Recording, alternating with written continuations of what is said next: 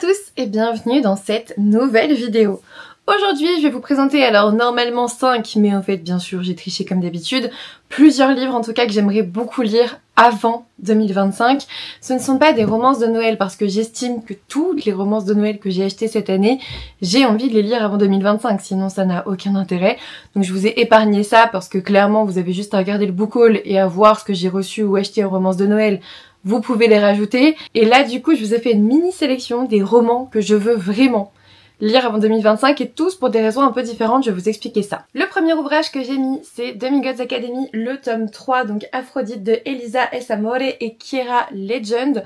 Il n'y a pas encore de date, je crois, pour le tome 4 ou alors je suis passée à côté. Ce qui m'a freinée dans la lecture de ce roman, c'est qu'il est sorti en août, je l'attendais en août, et je l'ai eu super en retard, je l'ai reçu par Hachette en septembre et j'étais déjà dans autre chose. Moi, en août, je l'aurais lu tout de suite. En septembre, j'étais passée à autre chose et du coup, on est en novembre et je suis toujours passée à autre chose.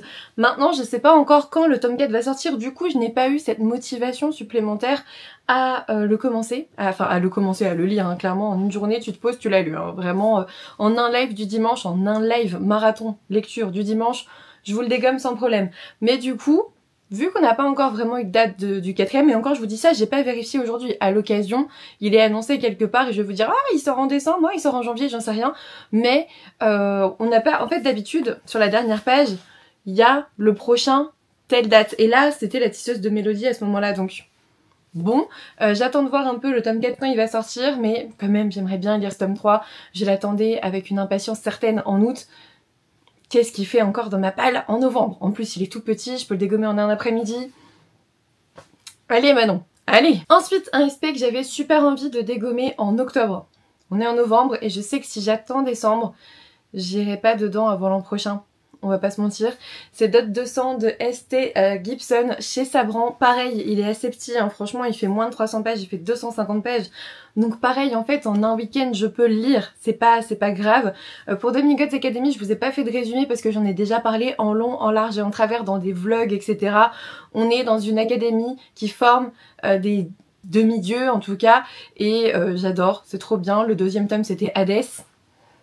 Mon personnage préféré, bien sûr.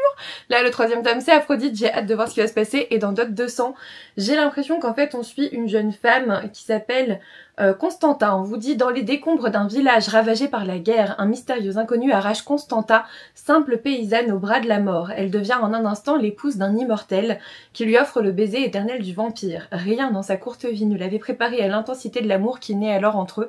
Ensemble, ils vont traverser les époques et goûter aux plus grands délices du monde. Mais, et c'est là que je trouve ça intéressant, parce qu'à chaque fois, quand vous parlez d'un vampire, ou en tout cas d'une romance avec un vampire, vous êtes sur l'avant, la rencontre, comment elle va le changer par la force de son amour, comme d'hab, vraiment comme d'habitude, le truc qui n'arrive jamais en vrai, mais vraiment comme d'habitude c'est toujours ça, et là non, c'est cet état de fait, c'est que voilà, ça arrive, sauf que après les époques qu'ils ont passées ensemble, après tout ça, est-ce que Constanta, elle va pas se réveiller et se dire qu'en fait ce qu'il a fait c'est quand même pas normal quoi. Il m'a pas demandé mon avis pour devenir immortel. Et là j'ai l'impression qu'on est un petit peu sur ça, mais bien qu'ils soient tous deux insensibles au passage du temps. Les sentiments de Constanta vont quant à eux être peu à peu souillés par le doute. Est-elle vraiment maîtresse de son destin? Pour retrouver sa liberté, elle devra oser le plus grand sacrifice. Et moi je trouve ça chouette d'avoir cet après. Maintenant, si je l'ai pas encore lu au moment où je l'ai reçu, parce que j'en avais trop envie, c'est parce que j'ai lu en même temps. En fait, j'ai reçu quasiment les deux sur un intervalle très court et j'ai lu Lady Macbeth. Lady Macbeth qui faisait vraiment récit féministe sur Macbeth bien sûr, mais qui faisait aussi une bonne réflexion sur pas mal de choses et j'ai eu l'impression que ce roman-là allait être un petit peu de la même trempe. Donc j'ai pas pu les enchaîner, c'était pas possible. Mais là, j'ai lu d'autres romans entre-temps, donc pourquoi pas le lire avant décembre ou avant mi-décembre, avant Noël, enfin je sais pas, là, maintenant. Allez, on y va. C'est vraiment un peu ça, quoi. C'est vraiment un peu ça, cette vidéo. C'est il faut que je les lise maintenant. Hey. Ensuite, alors là, techniquement, il faudrait que je le lise avant le 28... Non, le 29-30 novembre. Avant la fin novembre, parce qu'en fait, je vais au salon du livre et de la presse jeunesse. D'ailleurs, si vous y allez et qu'on se croise, n'hésitez pas à venir me voir. Vous voyez à quoi je ressemble. J'ai aucune idée d'à quoi vous ressemblez. Donc si vous me faites juste un petit sourire, je vais pas venir vers vous. Imaginez la personne qui arrive en mode hello, t'es une de mes abonnées, et en fait pas du tout, ça fait ultra prétentieux, c'est n'importe quoi, tu vois. Donc moi je peux pas, je peux pas venir vous voir, vraiment venez me voir, ça me fait toujours super plaisir, et vraiment je vais en salon pour ça, pour vous rencontrer les auteurs éditeurs aussi bien sûr, mais en vrai surprise pour rencontrer les copains et les abonnés bien évidemment, donc venez. Tout ça pour dire qu'il y aura Alice d'Oublier au salon du livre et de la presse jeunesse avec Elle et le feu, il y a Elle et la cendre qui vient de sortir justement, et en fait je me dis ça serait peut-être l'occasion de le lire avant. Alors là il me reste 1 semaine et demie, ça va être compliqué mais je peux quand même être dedans, je peux quand même être en plein milieu du roman à ce moment-là, pourquoi pas. Pourquoi pas. Dans Elle et le feu, on vous dit dans un monde qui vénère le feu autant qu'il le craint, la traque des êtres maudits par les flammes a ramené la paix au sein des royaumes unifiés. Quand le prince arrive en âge de se marier, les nobles y voient l'occasion de placer leur héritière sur le trône suprême bien évidemment. Alia n'a qu'un objectif, ne pas être choisie, car elle cache un périlleux secret, elle peut propager le feu et être découverte s'ignorer son arrêt de mort. Effia, au contraire, meurt d'envie d'être remarquée, cet événement est peut-être sa seule chance d'échapper à l'emprise de ses parents. Sibylle, héritière d'un royaume fragile, a quant à elle besoin d'alliés si elle veut espérer demeurer libre. Entre complot et manigance, la rencontre de ces 3 jeunes femmes fait vaciller leur destin tout tracé, et quand l'amour s'en mêle, c'est le continent entier qui risque de s'embraser. Ça me fait beaucoup penser à Rule, que j'avais beaucoup aimé, ça me fait beaucoup penser à Souveraine, que j'avais beaucoup aimé. Bref, on a une histoire de royauté, on a une histoire de pouvoir, c'est exactement le genre de récit que j'adore. Je vais essayer au moins de le commencer la semaine prochaine, là je vais finir Le Faucheur de sorcières et je vais essayer au moins de le commencer, savoir si je l'emmène pour une dédicace ou pas. En fait c'est aussi simple que ça, c'est est-ce que je vais le faire dédicacer, parce que j'avoue j'ai pas trop regardé le programme du SLPJ, pour l'instant j'ai rien. Pour l'instant je me suis pas dit je vais amener tel livre pour le faire dédicacer, parce que j'ai déjà fait pas mal de dédicaces dans l'année et du coup voilà, ça serait dommage de passer à côté. Vraiment. Surtout en étant partenaire avec Hachette, ça serait vachement dommage en plus, donc voilà, on en reparle très vite. Ensuite, j'ai un peu honte. J'ai un peu honte, je l'attendais comme le Messie depuis 1 an et je l'ai toujours pas sorti, c'est n'importe quoi. J'étais sûre de le lire dans la première semaine où je le recevrais et j'ai pas encore lu Rune de Marine Kelada, qui est son nouveau roman de cette année, je ne l'ai pas encore lu. En fait, c'est parce que je sais, mais je sais comment je suis, c'est-à-dire que je vais le lire, je vais le dévorer et après je vais être dans un désespoir sans nom de devoir attendre le prochain, l'an prochain, si elle en sort un l'an prochain, j'en sais rien en plus. Après j'en ai 3 en réserve, au cas où. J'en ai 3 pas lus de Marine Kelada qu'elle a écrit avant Doulahan. Moi je l'ai découverte avec Doulahan. Donc j'ai lu Doulahan, j'ai lu Maudit, j'ai lu Faye, tous ceux qu'elle a écrits depuis Doulahan je les ai lus. Sauf du coup Rune qui vient de sortir. Et je sais que ça va me plaire, je sais pas encore pourquoi je l'ai pas lu. Je sais pas pourquoi je l'ai pas encore lu, plutôt c'est plus dans ce sens là ma phrase, mais je sais pas pourquoi je l'ai pas encore lu en fait. Je sais pas, c'est... J'ai aucune explication, j'ai trop envie de le lire et en même temps je pense que je redoute ce sentiment à la fin du bon bah voilà c'était génial et maintenant il faut attendre 1 an et du coup je repousse. Je crois vraiment que c'est ça Marine, je te jure si tu passes par ici je suis sûre que c'est pour ça. On vous dit qu'on est à Reading en Angleterre en décembre 2024 mais aussi en décembre 1878. En 2024 on suit Liana Marston qui vous dit je le vois depuis des mois partout tout le temps, il me hante, il me passionne. Depuis qu'il m'apparaît la vie n'a plus la même saveur, tout est plus terne, mes études d'histoire, mes relations, mon quotidien. Il m'appelle et moi dans ma folie je brûle d'envie de lui répondre, de m'approcher de lui, de le découvrir. En vain il m'échappe car il est d'un autre temps. Je vous jure ça me perturbe, j'ai mon chat, j'ai Tayo qui est sur son arbre à chat et qui me regarde comme ça. Et il est attentif, il regarde la télé, je vous jure c'est vrai. Et on a Rune Sigurdsson qui vous dit « Je suis revenue des montagnes du nord de la Scandinavie, là où sévissent les plus sombres légendes de mon peuple. Plus personne ne m'attendait vivant, mais je suis là, en Angleterre, et je rejoins les rangs de la grande armée scandinave. Les miens m'appellent le survivant, le protégé d'Odin, le favori des dieux, rien n'est plus faux. Je suis maudit, damné, je suis un cauchemar, alors elle est mon seul espoir, et le moment est venu d'aller la chercher à plus de 1000 ans de moi. On sait tous que je vais adorer cette histoire, on le sait tous, on est d'accord, on sait tous que je vais adorer cette histoire. Bien sûr. Qu'est-ce que t'attends Manon? Plonge, plonge, allez, plonge. Ensuite, alors celui-ci, je peux pas trop vous dire pourquoi. Je suis passée partenaire Corrigan, je l'ai appris il y a 3 jours, je crois, quelque chose comme ça. Bref, je suis partenaire avec les éditions Corrigan. Je suis trop contente parce que c'est clairement une maison d'édition que j'aime beaucoup, j'achète beaucoup leurs ouvrages, j'en ai lu plusieurs, franchement j'en ai lu pas mal, et j'en ai acheté un ces derniers temps qui était Le Tisseur du Roi de Lydia Brasington. Lydia Brasington que j'ai déjà lu moi en auto-édité. J'aimais énormément ces histoires, mais j'avais pas pu continuer parce que sa correction était catastrophique. Pourtant c'était corrigé par quelqu'un qui se revendiquait correctrice, mais franchement c'était ultra mal corrigé et ça me perturbait, ça me sortait du récit toutes les 3 lignes, donc j'y arrivais pas. Alors que là, bah il y a une maison d'édition derrière, donc Normalement niveau correction c'est ok. Je vous dirai ça une fois lu, et du coup comme c'est un tome 1, j'essaye de lire les tomes 1 qui sont sortis cette année, qui sont susceptibles en fait d'avoir une suite l'an prochain, vu que je vais être partenaire Corrigan 2025, ça peut être justement l'occasion d'avancer dans les sagas, tout simplement. On vous dit en tout cas ici, Averat, la magie est interdite et les tisseurs qui la manipulent sont traqués sans relâche. Neyla vit tapie dans les souterrains de la capitale à leur côté. Malgré un entraînement implacable, elle manque de vigilance lors d'une soirée arrosée et cela suffit pour attirer la garde dans leur refuge et condamner ceux qu'elle avait juré de protéger. C'est sa rencontre avec Tristan, une lame éternelle, qui fait tout basculer. Prisonnière de ce soldat fermé à la moindre émotion, elle se voit offrir un marché.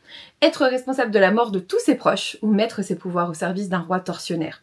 La mission est simple, assassiner le souverain voisin. Mais pour cela, Neyla doit s'infiltrer à la cour prétorane au bras de Tristan, jouer à la parfaite épouse et commettre un meurtre sans lever le voile sur des secrets qui pourraient lui coûter la vie. Tadam! Et on vous dit un enjeu, éviter une guerre totale, un risque, tomber amoureuse de son bourreau. Ça a l'air trop bien. Moi, c'est vrai que j'avais demandé la couverture brochée parce que j'en ai marre des reliés, et c'est vrai que après en étant partenaire j'aurais peut-être un peu plus de reliés, mais je les trouve chers pour ce que c'est, on va pas se mentir, à chaque fois j'essaye dans les sorties littéraires de vous montrer les brochés, ça va pas changer, sauf si je trouve la couverture brochée très moche comme Taillot. Fais pas tomber la caméra s'il te plaît. Comme dans Longue vie au mal, celui-ci je l'ai acheté en relié parce que vraiment la couverture brochée je pouvais pas. Voilà, il y a des côtés esthétiques parfois totalement débiles qui me font débourser 4 ou 5 € de plus.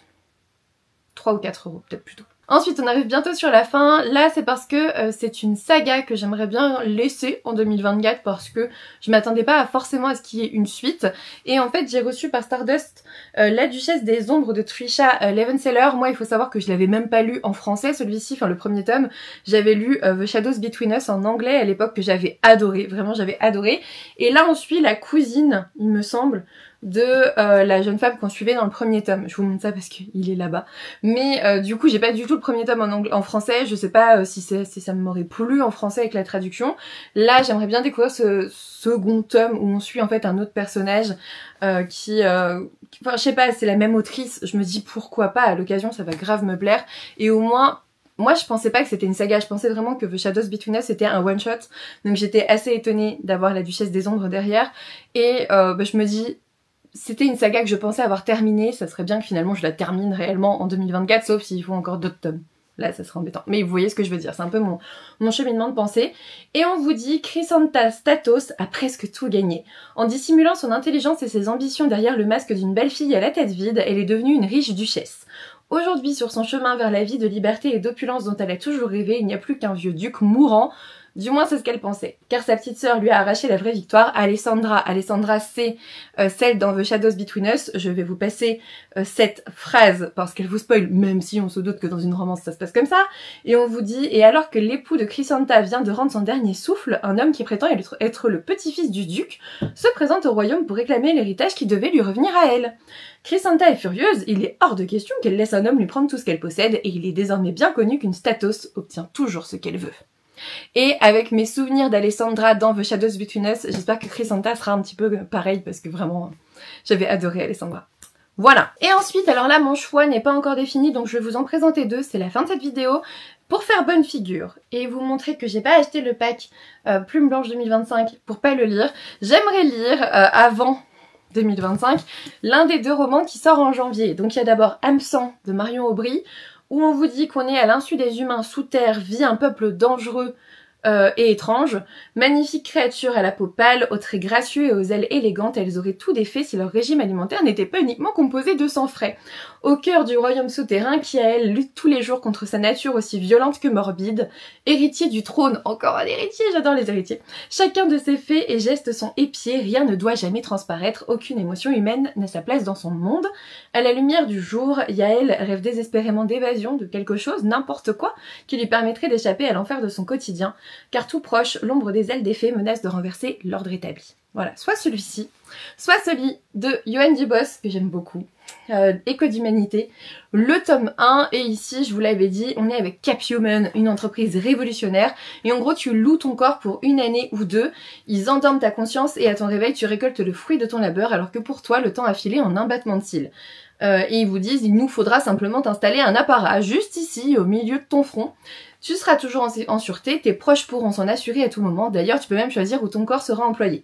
Netta est sous contrat, mais elle a disparu de la chaîne de production. Et c'est pas censé arriver parce que normalement t'es censé être sous contrôle du truc. Donc c'est trop bizarre, pourtant c'est impossible, pas vrai, on vous dit, un être privé de conscience ne peut pas se volatiliser. Employé zélé, Bliam est envoyé à sa recherche, car s'il est important de comprendre et de la retrouver, il est essentiel que nul n'apprenne jamais la vérité. Le système ne doit pas s'effondrer. Les découvertes de Bliam ne vont pas seulement ébranler ses convictions, mais bouleverser son être, son esprit à un niveau que personne n'aurait pu prévoir. Elles vont faire de lui un écho. Clairement, je penche un peu plus pour celui-ci, mais il est aussi plus gros. Donc si j'ai pas trop de temps, peut-être que la bonne foi ira sur Hameçon. C'est possible. C'est possible. Ici, on est sur du 400 pages. Écrit assez gros. Ici, on est sur du 260 pages. Donc vraiment, on n'est pas sur le même format.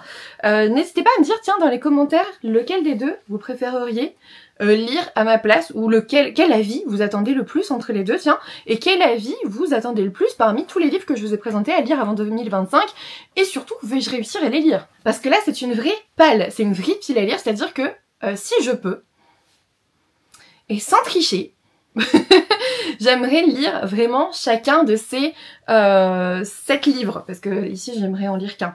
Donc 2, 4, 6, 7. On est mi-novembre. C'est un peu ambitieux quand même. Bon bref, comme d'habitude je suis très ambitieuse.